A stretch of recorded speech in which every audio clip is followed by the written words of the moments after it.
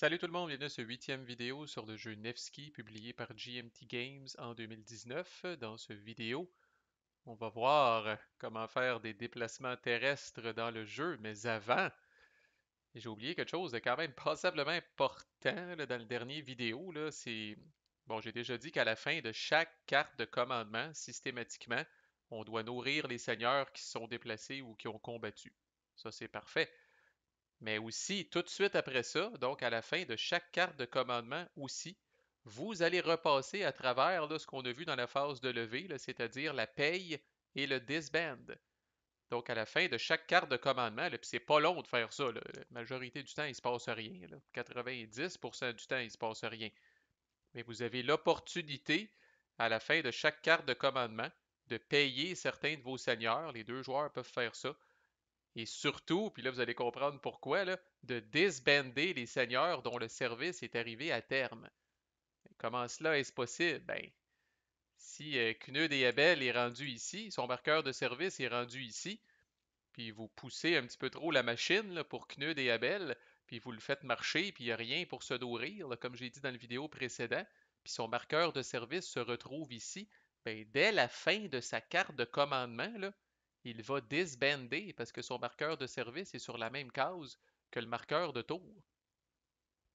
Alors, on check ça à la fin de chaque carte de commandement, là. Fait que le jeu vous empêche là, peut-être là, de pousser un seigneur jusqu'à sa limite, là, puis de le faire ramper là, jusqu'à Novgorod, là, puis d'arriver là, la langue à terre, en vous disant: Ah, c'est pas grave, je l'ai pour tout le tour. Non, non. À la fin de chaque carte de commandement, là, vous devez nourrir, payer et, si le cas échéant, disbender les seigneurs dont le service est arrivé à terme. OK? Alors là, dans un cas comme ça, là, il est directement sur la case du turn marker, alors Knud et Abel feraient un disband. Il ne serait pas parti pour de bon. On mettrait son cylindre, là, sa valeur de service plus tard sur le calendrier, là, puis serait disponible pour être recruté à ce tour-là. Là. Mais c'est.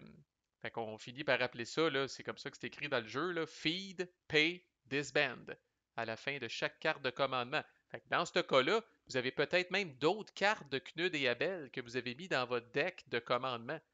Ben, si c'est le cas, quand vous allez tirer ces cartes-là, ils ne sont plus sur le board, alors c'est équivalent d'une carte passe. Vous allez faire absolument rien avec ça. Là. Fait que on n'échappe pas à aux vacances, on n'échappe pas à la fin du service. C'est quelque chose là, qui est checké là, systématiquement après chaque carte. Là. Et pis encore, si le marqueur de tour est ici, et on va le voir dans d'autres vidéos, là, puis Knud et Abel mangent une raclée sur le champ de bataille et que ça l'ébranle un petit peu et que ça bouge son marqueur de service à gauche du marqueur de tour. On en a parlé encore là dans la vidéo sur la phase de levée, mais là, à ce moment-là, Knud et Abel disband et sont out pour le reste de la game. OK, alors c'est toujours, vous avez toujours une échéance à la fin de chaque carte de commandement, là, fait que c'est pour ça là, qu'on regarde les marqueurs de service avec nervosité, là, et ça vient en rajouter une couche de plus de stress par rapport à nourrir les troupes et à nourrir les seigneurs, là. Parce que c'est pas une question de dire, ah oui, son marqueur de service est ici, là, mais je vais réussir à régler la situation avant le prochain tour. Non, non. Vous n'avez pas jusqu'à la prochaine phase de levée pour régler ça. Là. C'est tout de suite à la fin de la carte que ça va être checké. OK, très important. Puis on aura l'occasion d'y revenir. Là, mais après chaque carte de commandement, là, rappelez-vous, là, feed, pay, disband. OK, les déplacements terrestres, là, c'est ici. Puis là, vous allez dire, Chris Marco, ça aurait été le fun que ce soit avant le huitième vidéo. Mais c'est ici que vous allez savoir si ce jeu-là est pour vous ou non. Là. C'est ici qu'est peut-être la gestion la plus, je veux pas dire micro, là, mais c'est ici qu'on va gérer, oui, un petit peu d'épicerie et de provision. Là. Fait que déplacer un seigneur comme tel, c'est simple. Donc, dès qu'un seigneur est activé, à moins qu'il soit assiégé, là, puis on va voir que dans ce jeu-là, comme dans bien d'autres, là, quand le seigneur est assiégé, il ne fait plus grand-chose. Là. Mais n'importe quel seigneur qui n'est pas assiégé puis qui est activé peut se déplacer là, sur la map. De manière générale, ça coûte un point de commandement pour se déplacer à une localité adjacente. Fait que notre ami Herman, qui est ici, a 3 points de commandement. Alors, quand il est activé, il peut utiliser un de ses points de commandement, par exemple, pour se déplacer de Dorpat à Ligonia. Fait qu'à date, c'est rien pour écrire à sa mère, là, tu sais, c'est de dire, oh, ben, c'est pas si pire que ça. Puis pour un autre point de commandement, il peut s'en venir à Usmen. Puis pour un autre point de commandement, il peut s'en venir à Zelsha River. Alors, qu'y a-t-il de compliqué là-dedans? Ben, ce qu'il y a de compliqué là-dedans, c'est que les troupes se déplacent toutes seules, là. Les troupes à cheval, les gens marchent, les gens se promènent, là, c'est aucun problème. Les troupes se déplacent toutes seules. Le problème, c'est les provisions. Alors, les provisions, là, c'est pas vos hommes d'armes là, qui vont se promener avec une glacière de sandwich, là, puis la caisse de 24 là, dans l'autre main, là. Fait que les provisions, là, ça prend des moyens de transport pour les charrier avec nous, là. Alors, c'est là que les fameux moyens de transport, là, c'est là qu'on va s'attarder beaucoup à ce qui se trouve ici, là, sur le plateau du Seigneur. OK? Alors, pour être capable de charrier des provisions, ça vous prend un moyen de transport utilisable, on revient là-dessus, par provision. Alors, le scénario Walt Disney, là, c'est que vous avez un moyen de transport utilisable par provision. On commence avec un exemple simple. L'été, on peut utiliser des chariots sur ce que le jeu appelle les trackways, là, les espèces de sentiers bruns, là. On peut utiliser les chariots sont utilisables sur ces chemins-là. Alors, notre ami Herman, qui a une provision avec lui, peut effectivement se déplacer de Dorpat à Ligonia et il a un chariot qui lui permet de traîner une provision. Simple enough. Dans la même activation, en utilisant le même type de connexion, de way, de trackway, il pourrait se déplacer de Ligonia à Usmen. OK? Par contre, si Herman décide de se déplacer de Usmen jusqu'à Zelsha River, là, il utilise un waterway, donc une rivière. Et là, à ce moment-là, évidemment, les chariots, ça ne vaut pas de la crotte sur l'eau. OK? Alors, pour être capable de faire ça et de traîner sa provision, ça prendrait à Herman un boat. Alors, c'est là qu'on commence à voir que oui, on est dans la gestion, je ne veux pas dire encore là microscopique, parce que pour moi, c'est pas le cas, on est quand même assez haut niveau. Mais oui, ça vous prend les bons moyens de transport pour les bons types de chemins que vous utilisez dans la bonne saison. On va y revenir, là, mais là, je suis en train de faire un scénario où c'est l'été, il fait beau, tout va bien. Alors, les chariots peuvent être utilisés sur les trackways et les bateaux peuvent être utilisés sur les rivières. Alors, qu'est-ce qui arrive concrètement si Herman, tête de cochon, veut quand même se déplacer de Usmen à Zelsha River, mais qu'il n'a pas de boat? Ben, il peut le faire pareil, mais c'est bien de valeur, mon pit, mais tu vas laisser tous tes sandwichs à terre. Alors, toutes les provisions sont abandonnées sur place. Dans les faits, on défausse le marker. Et oui, Herman peut se promener s'il veut. Il n'y a rien qui va empêcher un seigneur de se promener d'une localité à l'autre. Le problème, je le répète, c'est les provisions. Pour que les provisions puissent suivre, ça vous prend le bon moyen de transport matché avec la bonne saison, matché avec le bon type de connexion. Alors là, vous allez dire, ben là, Marco, Herman arrive ici, on va mettre un marqueur Move Fort dessus, puis il va falloir le nourrir. Effectivement. Puis là, il n'y a plus de provision, alors il va souffrir, son marqueur de service va se tasser vers la gauche, parce que tous les sandwichs sont restés à Usmen. Puis là, rendu là, les hommes d'Herman ont dit, ouais, hein, on a faim. Puis il n'y avait rien pour s'alimenter, là. Alors, c'est important, dépendamment où on va, d'avoir les bons types de moyens de transport. OK. Exemple 2. Herman a deux provisions. Deux provisions. Et il a deux chariots. Fait que c'est correct. Il y a suffisamment, c'est un pour un, il y a suffisamment de chariots pour traîner son nombre de provisions de Dorpat à Ligonia. Qu'arrive-t-il maintenant? Ça, c'est très intéressant. Qu'arrive-t-il si Herman a deux provisions, mais un seul chariot? Alors, il a le double de provisions que son nombre de transports utilisables. Peut-il amener sa bouffe? Parce qu'il va toujours pouvoir se déplacer à Ligonia. Je le répète, au pire aller, il laisse ses sandwichs en arrière. Mais peut-il se déplacer jusqu'à Ligonia? La réponse est oui. Il peut traîner sa bouffe avec lui. Par contre, là, il est considéré encombré, surchargé. Le jeu appelle ça laden. Donc là, on avance plus lentement parce que je ne sais pas trop, les chariots débordent, puis les sandwichs n'arrêtent pas de tomber à terre, puis il faut s'arrêter, puis les ramasser, puis les remettre dans le chariot, là. Mais Herman peut se déplacer de Dorpat à Ligonia dans ce cas-là en amenant ces deux provisions. Par contre, ça va lui coûter 2 commandes de faire ça. Alors, jusqu'à date, on parlait que ça prend toujours un de command pour se déplacer vers une localité adjacente, mais quand le seigneur est encombré, ça va lui coûter 2 de command pour faire un move comme ça.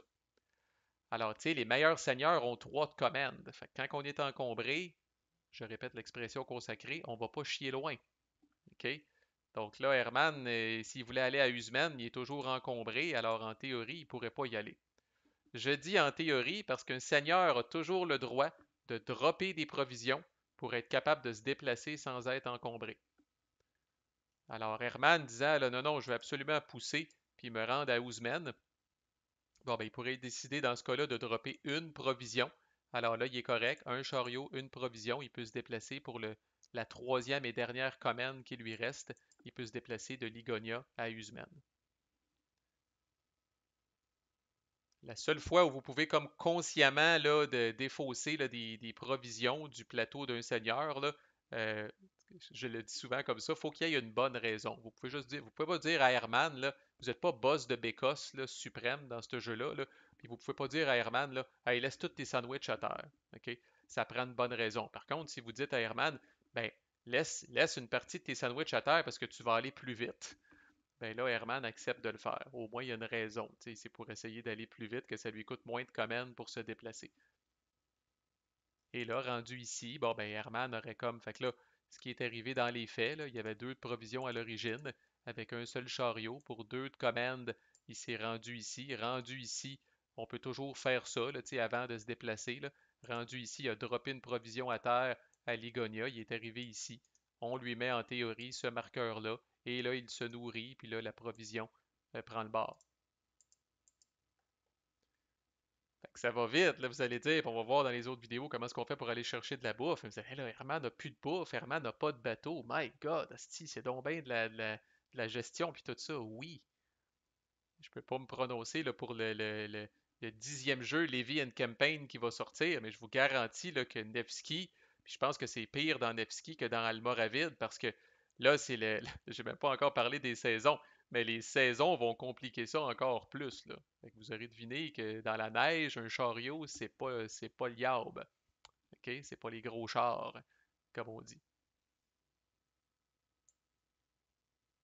L'autre chose qui fait qu'un seigneur peut être encombré, dès que le seigneur a du loot, là, la quantité n'a pas rapport. Là. Le loot n'a pas besoin de moyens de transport. Je rappelle, c'est du bétail.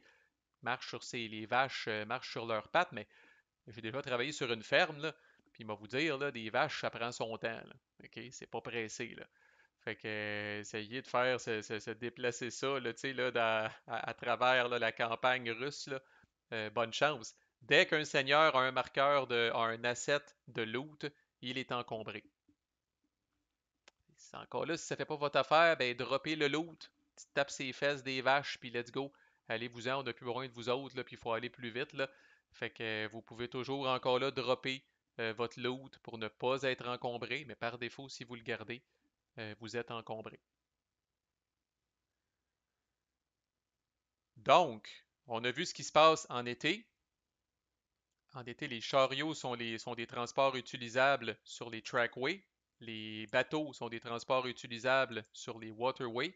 Et les ships, les vaisseaux, on va le voir dans le prochain vidéo, mais évidemment, on peut naviguer sur la mer Baltique, qui est un autre type de commande, en été. Quand arrive l'hiver, bon, c'est un hiver long et triste, là. L'été est court, 2 tours. Par contre, l'hiver, un bon 4 tours consécutifs, là. Alors, l'hiver, c'est long et triste. On a moins de cartes de commandement. Bon, tout le kit. Par contre, en hiver, c'est très simple au niveau des moyens de transport. Il n'y a que les traîneaux qui fonctionnent. Donc, les rivières gèlent, pour ceux qui n'auraient jamais vu de la neige, là, ou jamais connu d'hiver comme au Québec ou en Russie. Alors, les rivières gèlent, puis évidemment, il y a de la neige partout dans les trackways. Alors, le traîneau vous permet d'aller partout. Alors là, c'est curieusement, ça simplifie la logistique. Fait que si notre ami Herman, par exemple, a 4 traîneaux, puis il y a 4 de bouffe, ben là, il se promène partout, puis il n'est pas encombré nulle part. peut se promener autant de Dorpat à Ligonia, de Ligonia à Usmen, de Usmen à Zelsha River, même si c'est des types de connexions différents. C'est pas grave, en hiver, là, c'est comme si tous les types de connexions étaient pareils et que les traîneaux marchaient partout. Puis il y a encore moyen de se déplacer encombré. Si Herman avait seulement deux traîneaux, quatre de provisions, ben là, il marcherait encombré. En passant, si vous avez plus que le double de provisions, là, vous êtes vraiment immobile. Là, vous ne pouvez pas vous déplacer. Là, vous êtes obligé de dropper des provisions. Fait que le jeu vous permet, là, tant que vous êtes dans un ratio d'un pour un, parfait, une commande, un déplacement. Le jeu va tolérer un ratio de 2 pour 1, c'est-à-dire le double de provisions que de moyens de transport utilisables, mais là, vous êtes encombré. Mais au-delà de 2 pour 1, là, j'ai dit 3 pour 1, mais au-delà de 2 pour 1, au-delà du double, fait que si vous avez deux chariots, l'été, si vous avez deux chariots, 5 provisions, là, vous allez devoir dropper une provision, là, puis même là, vous allez être encombré. Là. Si vous ne voulez pas être encombré, c'est 3 provisions que vous allez devoir dropper pour tomber à 2 pour 2. Là. Alors voilà pour les joies de l'hiver avec les traîneaux. Puis là, c'est pas simple. C'est jamais simple en Russie. Là. Quand on arrive à la Rasputitsa, le printemps, la saison de la boue, évidemment, les vaisseaux, là, les ships redeviennent utilisables.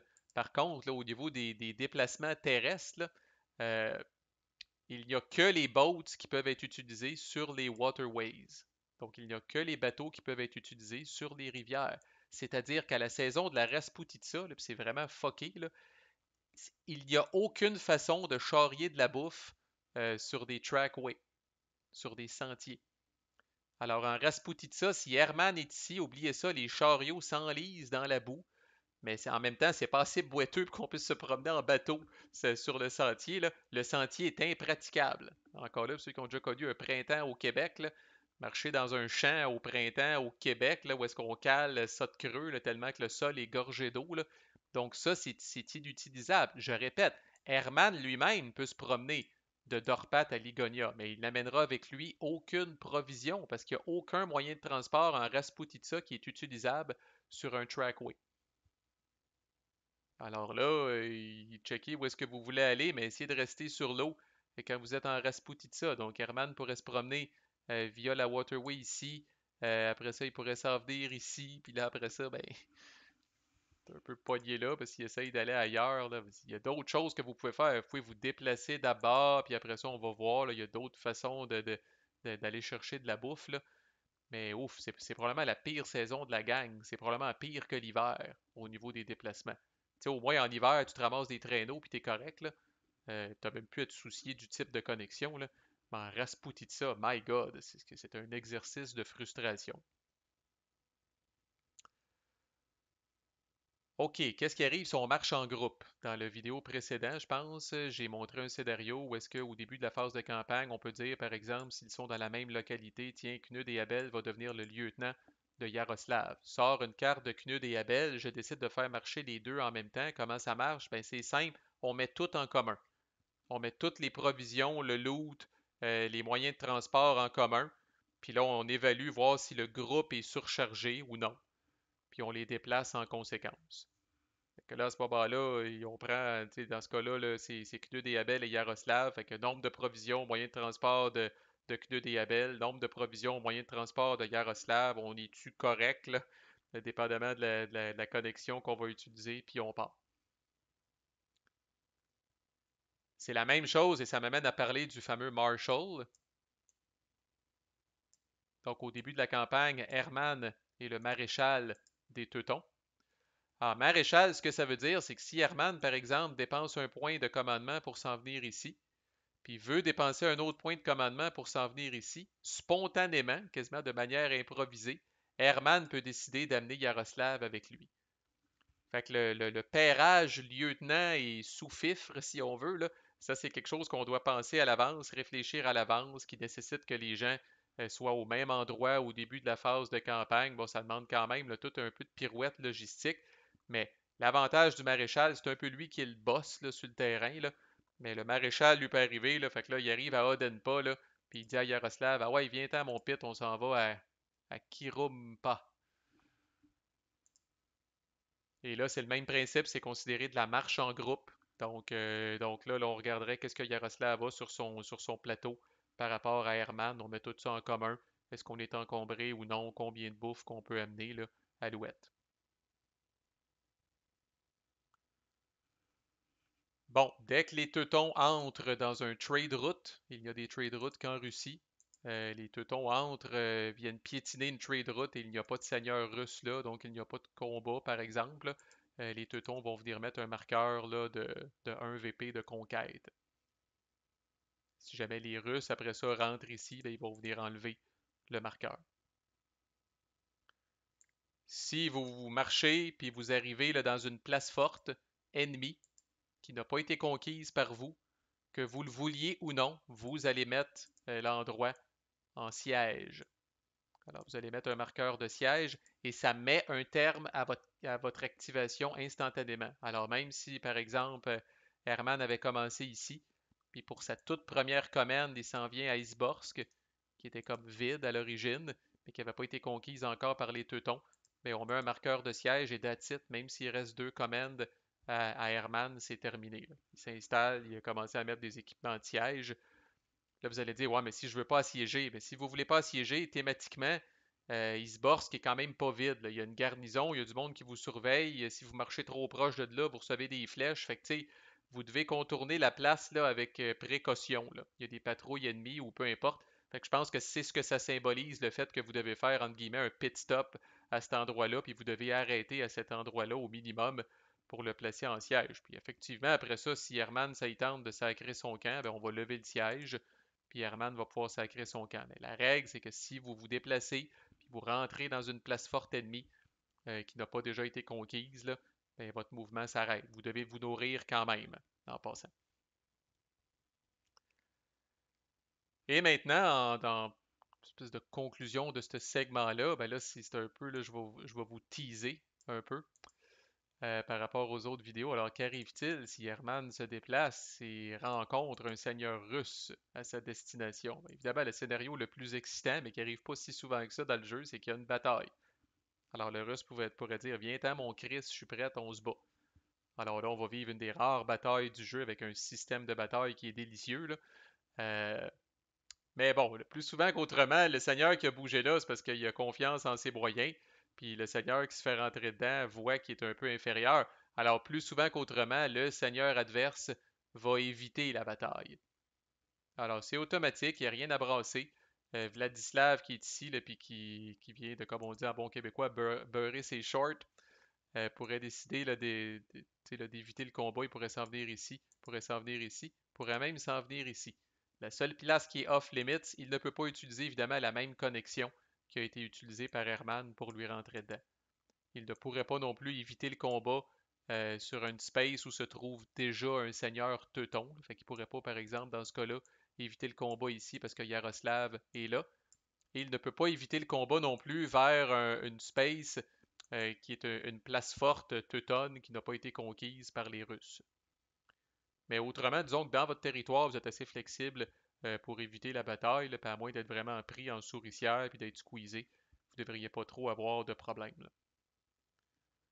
Mais là, il y a deux choses de fascinantes par rapport à ça. Alors, premièrement, si Vladislav recule ici, on va venir lui mettre, parce qu'après tout, il a bougé, on va venir lui mettre un marqueur moved fought lui aussi. Alors, lui aussi a bougé, là. C'est sauvé à toutes jambes. C'est sauvé en courant d'Herman qui arrivait. Il a vu Herman s'en venir. Il a dit, oh shit, on s'en va. Alors, lui aussi a bougé. Alors, même si on est dans la carte de commandement d'Herman, quand on va arriver à la fin, feed, pay, disband, Vladislav va devoir nourrir ses troupes. Alors, des fois, c'est une stratégie, puis oui, c'est de la guerre de sandwich, des fois, là, mais des fois, c'est une stratégie de dire, mettons, si je voyais que, par exemple, Vladislav avait plus de bouffe sur son plateau, ben là, je peux le mettre dans une position où est-ce que je fonce dessus, puis tu sais, c'est comme, bats-toi mon Chris ou sauve-toi. Mais si tu te sauves, tu n'auras pas de bouffe, puis tu vas être obligé, ton marqueur de service va reculer.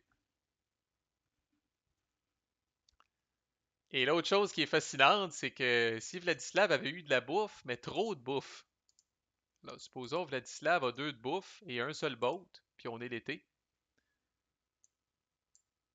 Puis j'arrive encore là de même. Herman arrive avec ses grands chevaux ici. et Vladislav décide tu sais, là, d'avoider la battle, d'éviter la bataille en s'en allant ici, il ne peut faire ça que s'il n'est pas encombré. Il ne doit pas être encombré, là, parce qu'il court à toutes jambes, là. Alors là, qu'est-ce qui arrive, c'est que, fuck fuck les glacières, puis fuck les sandwichs, on laisse ça à terre, puis on s'en va en courant, là, à Tesovo, là.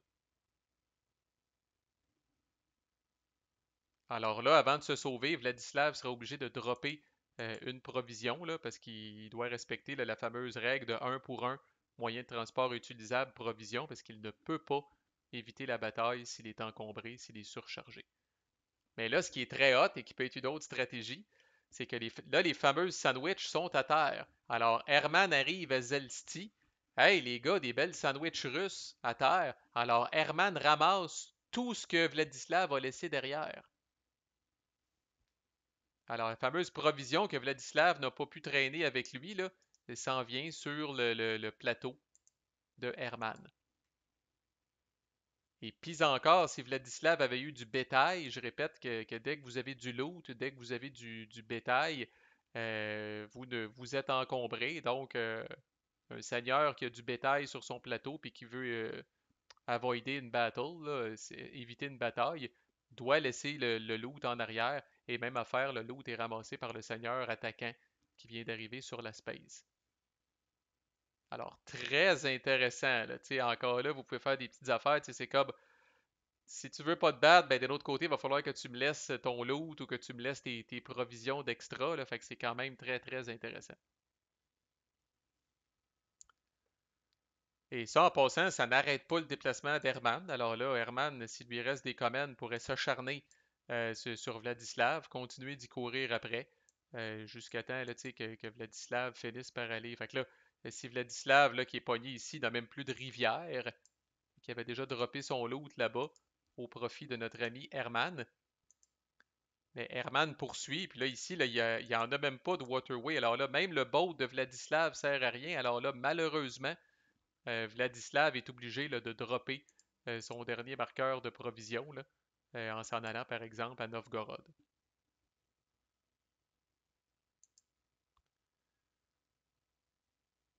Puis là, il y a bon, la dernière affaire aussi, c'est que si jamais, bon, Herman est ici, Vladislav est là, et Herman s'en vient là, sur Vladislav, mais là, Vladislav est sur une place forte. Il a les mêmes choix, il peut rester puis se battre.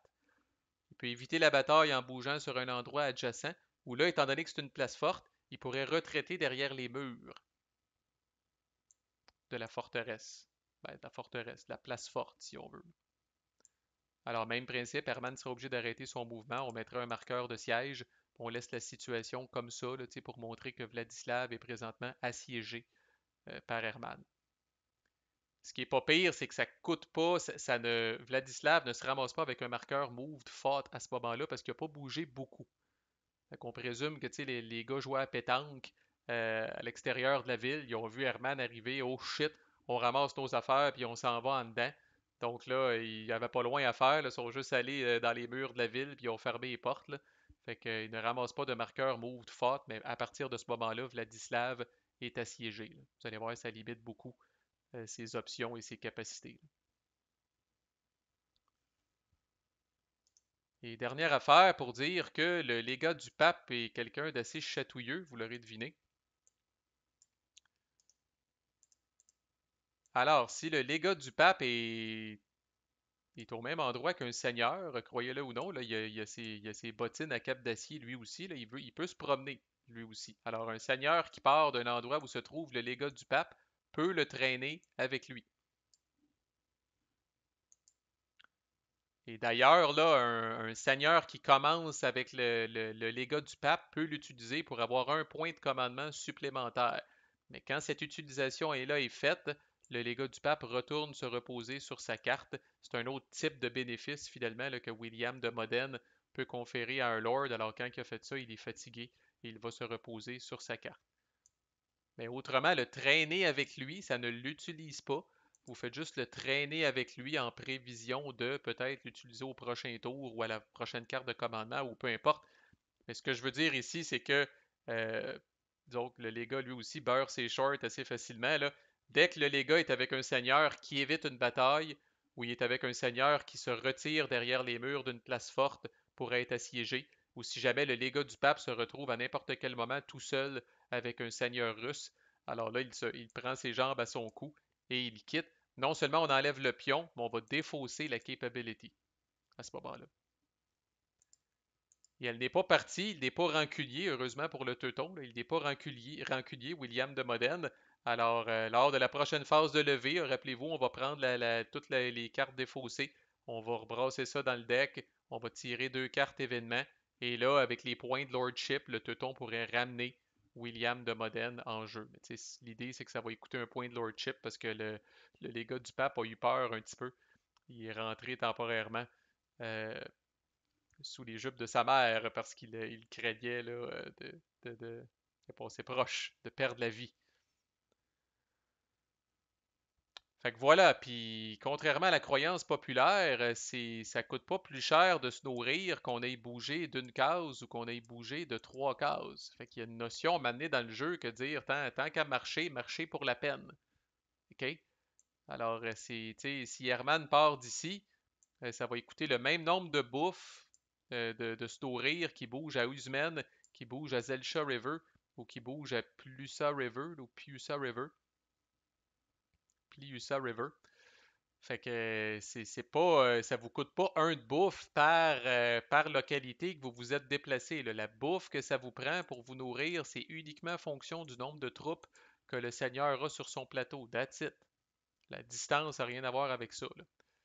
Fait que des fois, pour optimiser, effectivement, le temps qu'à bouger, on bouge de 3 spaces, on bouge de 3 localités, puis ça ne nous coûte pas plus cher pour se nourrir. Fait que c'est. Comment je dirais bien ça, là, en conclusion, là, parce qu'il se fait tard déjà, là, mais dans le fond, ça vous force à planifier vos affaires. T'sais, effectivement, que dans Nevsky, on n'improvise pas grand-chose. C'est pas genre, quand vous tournez la carte d'Herman, là, ça devrait pas être Ah, Herman, qu'est-ce que je ferais bien avec toi? T'sais. Puis là, c'est pas le temps de commencer à regarder ça. C'est à la phase de levée qu'on va réfléchir. Je répète que les moyens de transport, un point de lordship, vous allez chercher un moyen de transport. Fait que c'est là qu'il faut y penser, là. Fait que si vous avez ri dans votre barbe, dire Asti Marco, il a déjà passé 15-30 minutes avant de faire son deck de commandement. Ça me prend du temps à faire mon deck de commandement, mais une fois qu'il est fait, là, je sais tout ce que tout le monde va faire. Fait que Herman, bon, Herman, voici, il bouge là, il bouge là, il bouge là, il a tous les moyens de transport pour ça, il a assez de bouffe pour ça, il se nourrit. Next, Knud et Abel, fait ci, fait ça. Comme je dis, c'est pas le temps de tourner ça puis de dire Ah ouais, j'avais mis lui là. Ah ben je sais pas qu'est-ce qu'il va faire. Ah, j'aurais aimé ça me promener là, mais j'ai pas de bateau. Ah, j'aurais aimé ça me promener là, mais j'ai pas de chariot. Fait que, il faut réfléchir à nos affaires. Puis une fois qu'on a réfléchi à nos affaires, ben ça va quand même assez bien. Tu sais, la mécanique est facile à comprendre, mais il faut planifier. C'est le début, quand on fait notre deck de commandement, là, le jeu appelle carrément ça la phase de plan. C'est le plan. Quel est votre plan? Qui va bouger et qui va aller où? C'est pas juste de dire, ah, moi je vais commencer avec 3 cartes d'Herman parce qu'il est fort, puis il y a beaucoup de troupes, puis il y a des beaux chevaliers, puis tout ça. Ouais, mais encore, où va-t-il aller? OK? Et de quoi avez-vous besoin? Alors, ça a des répercussions jusqu'à la phase de levée, le choix des transports, puis tout le kit, là. En tout cas, si vous êtes ouf, pas sûr, j'étais de même. Je répète ce que j'ai dit au premier vidéo, j'étais comme vous. J'étais comme ça et je suis converti maintenant. OK? C'est bon, mais c'est cérébral. Il faut réfléchir à notre affaire, il faut penser à nos trucs. Mais on dirait qu'il n'y a rien de plus gratifiant là, quand on là d'outplayer, d'outsmarter comme si on veut notre adversaire. Puis de dire Ah, attends, je fais ça, je bouge lui. Ah ah, je bouge lui, t'avais pas prévu ça, hein? Je l'amène ici, j'ai assez de bouffe, je gère mes affaires. Tu sais, c'est quand même gratifiant, on dirait. Tu sais, puis qui l'eût cru que de simplement bouger un seigneur serait comme Yes, j'ai réussi à bouger là sans crever de faim. Tu sais, j'exagère, mais effectivement, que dans la majorité des jeux, bouger, c'est comme un no-brainer, c'est gratuit, on fait ça. Dans la grande majorité des wargames, je bouge mes unités, puis j'ai pas de trouble. Mais là-dedans, ah, puis là, l'hiver s'en vient ou le printemps s'en vient, peu importe. En tout cas, fascinant. Bref, prochaine vidéo, ça va une petite pause pour votre cerveau. On va voir des commandes pas mal plus faciles, parce que marcher, évidemment, n'est pas la seule chose que le Seigneur peut faire. Fait que manquez pas le prochain vidéo, il risque d'être plus court puis d'être plus simple là, parce qu'on va avoir des commandes qui sont un petit peu plus rapides à expliquer. Là, je sais pas. À plus.